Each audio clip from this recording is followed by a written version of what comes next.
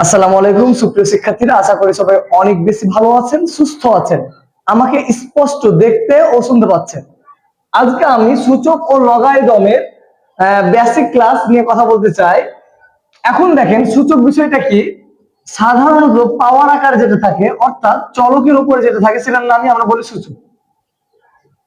সূচকের আরো একটা নাম পাওয়ার অথবা শক্তি। তো এখন দেখেন সূচকের ওপরেরটাকে বলা হয় সূচক, এবং সূচকের নিচে যে এ থেকে জেড পর্যন্ত যে সকল বর্ণগুলো রয়েছে তার নাম হচ্ছে চলক, এবং চলকের পাশে যে সংখ্যা থাকে সেটার নাম হচ্ছে সহগ। যেহেতু সংখ্যা, তাই এটাকে সাংখ্যিক সহগ বলা হয়ে থাকে। তো এই সূচক নিয়ে আমাদের যত কথা। এখন সূচকের ক্ষেত্রে, সূচকের গুণের ক্ষেত্রে পাওয়ারে পাওয়ারে যোগ করতে হয়। দুইটা এ এর জন্য আমরা একটা এ নিব, এবং যেহেতু এটা গুণ তাই পাওয়ারে পাওয়ারে, অর্থাৎ যেটা সূচক আছে, এখানে সূচক আমরা দেখতে পাচ্ছি 5 এবং এখানে 3, তাহলে পাওয়ারে পাওয়ারে কি করব, যোগ করব। তাহলে এ পাওয়ার 8। ঠিক তদ্রূপ এভাবেও গুণ করা যায়, কিন্তু তাহলে দুইটা এম এর জন্য কয়টা এম নেবেন, একটা এম।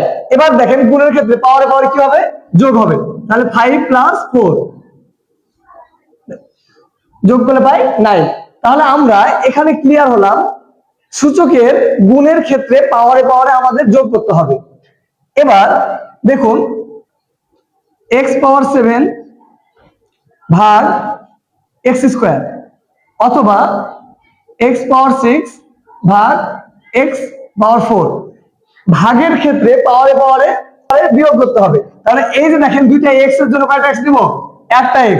যেহেতু শিক্ষার্থীরা এটা ভাগ, তাই আমরা পাওয়ারে পাওয়ারে কি করব, বিয়োগ করব।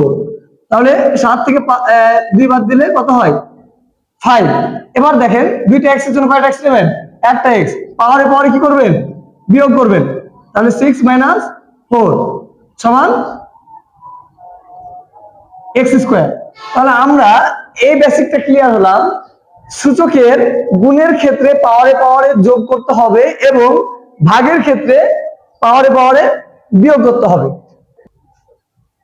এবার দেখেন যদি চলকের উপরে মাইনাস আকারে কোনো কিছু থাকে, অর্থাৎ a⁻3, তো এই যে মাইনাসটা আছে, মাইনাসের জন্য আপনি কল্পনা করবেন অন ভাগ, এবং মাইনাস বাদ দিয়ে এর উপর কি আছে, কিউব, মানে a কিউব। তাহলে এই যে a⁻3, অর্থাৎ মাইনাসের জন্য আমরা 1 ভাগ নিব এবং এর উপর যেটা আছে সেটা বসে দিব। ভালো মতো বুঝুন। দেখেন এই যে এখানে m এর উপর -4 বা −4, তো এখন এই যে মাইনাসটা আছে না, এই মাইনাসটার জন্য আপনি লিখবেন 1 ভাগ, এবং মাইনাসটা বাদ দিয়ে m এর উপর কি আছে পাওয়ার আকারে 4, তাই 4 দিয়ে দেন, অর্থাৎ 1 ভাগ m⁻4। আরো একটা উদাহরণ লক্ষ্য করুন, 2⁻3। তো এই যে মাইনাসটা আছে, মাইনাসের জন্য আমরা লিখবো 1 ভাগ, এবং 2 এর উপর কত থাকলো, 3, অর্থাৎ 1। 2 এর উপর 3 দিলে, অর্থাৎ 2 কে 3 বার গুণ করলে 8 পাবো আমরা। ঠিক আছে, তো এই বেসিকটা ক্লিয়ার করতে পেরেছি যে কোনো কিছুর উপর যখন মাইনাস থাকবে তখন মাইনাস অর্থ হচ্ছে 1 ভাগ, এবং মাইনাস বাদ দিয়ে যার উপর যেটা আছে সেটা আপনি বসাই দিবেন। এছাড়াও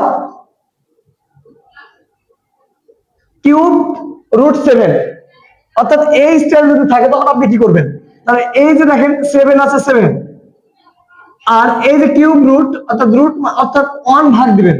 রুট অর্থ কি 1 ভাগ, এবং এর ভিতরে যে আছে তাকে বসাবেন। এছাড়াও আরো একটু উদাহরণ লক্ষ্য করুন, 5√11।